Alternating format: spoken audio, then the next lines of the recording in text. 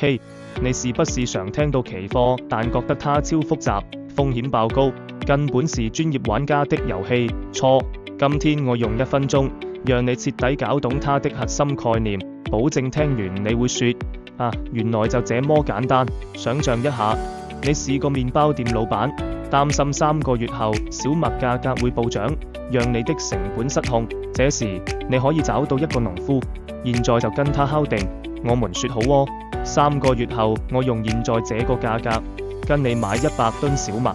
這個現在約定未來買賣的合約，就是期貨的本質。你鎖定了未來的成本，農夫鎖定了未來的售價，你們雙方都避開了價格波動的風險，這就叫避險。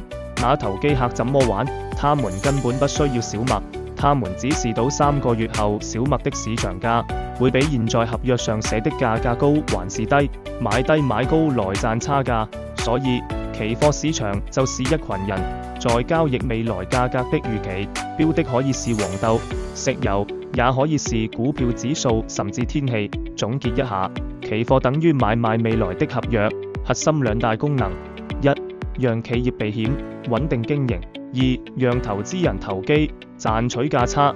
它的魔力與風險都來自於用一小筆保證金就能操作價值巨大的合約，懂了嗎？下集我們來聊為什麼它既能讓你賺爆，也能讓你睡公園。記得訂閱，才不會錯過金融知識的破關攻略。